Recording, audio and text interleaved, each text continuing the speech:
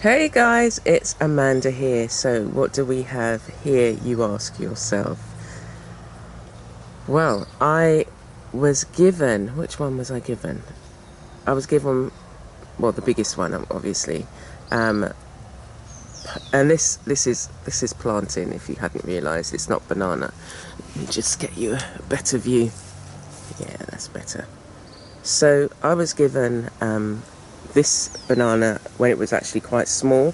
You see the one behind it, this little tiny one there. I was given it at that size. And what we have here is a plantain.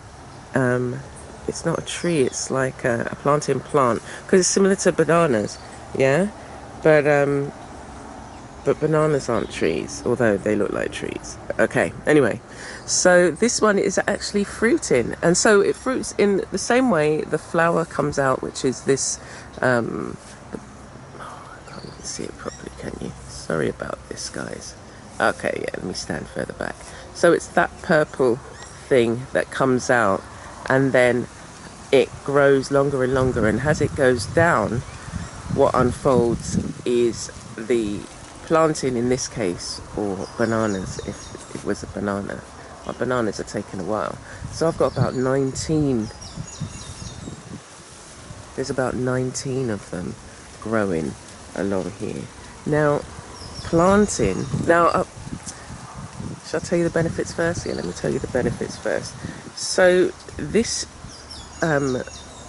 food is very high in nutrients. It's obviously grown in the tropics, but it's a good source of carbohydrate, and it's also known as a complex carbohydrate, and you can eat them green.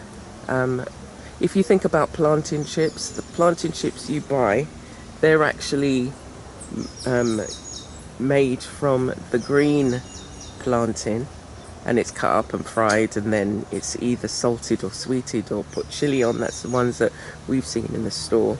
But it contains, when it's unripe, green, it contains iron and vitamin B6, and it's got a lot of benefits in terms of treating diabetes, prevention of ulcers, and so many things. You have to look it up. And help again with the unripe. So these can be eaten unripe in the sense unripe and cooked. Yeah, not just like raw. I'm not saying raw. I'm saying unripe. So it's definitely one to get if you have the space. I'm not sure whether they grow, whether you can grow them in a plant pot or, a large plant pot. Probably can, but I'm not sure how long they take to fruit. Now I've had this one growing, how long has it been growing? I was given it last year, and so it's taken, about 9 months to bear bananas. But what it's also done is I've now got, I think there's 5 here. So this one started to come up, and I didn't think it was going to grow, because I actually got them when it was the dry season, and so I had to be watering this as well. But look, that one is growing, and then I saw, there's 2 more little tiny, you can see the shoots coming out here. Now I'm not sure whether I need to or should try and get them now, move these, or should I just leave them?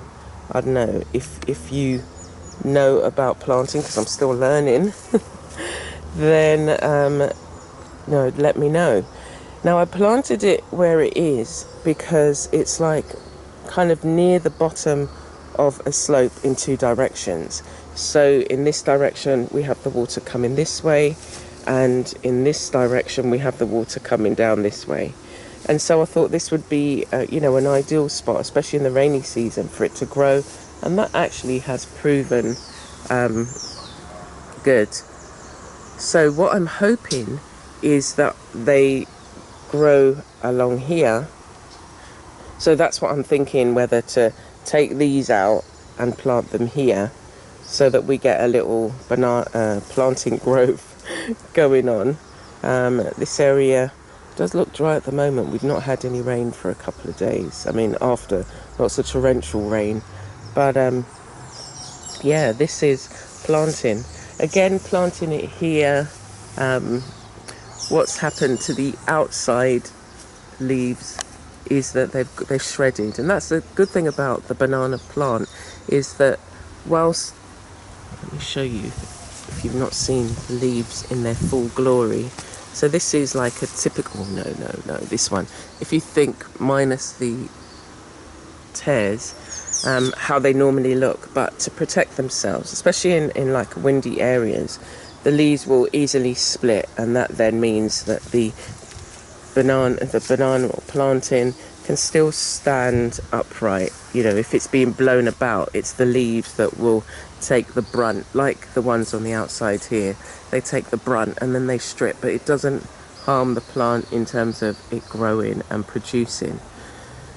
So I put it here hoping that the direction that it's growing in would be sheltered, but it's not as sheltered as it could be, but that's okay. What it's doing is providing shelter for the others on the other side. So this one has got less, it's just the way that the light is, guys.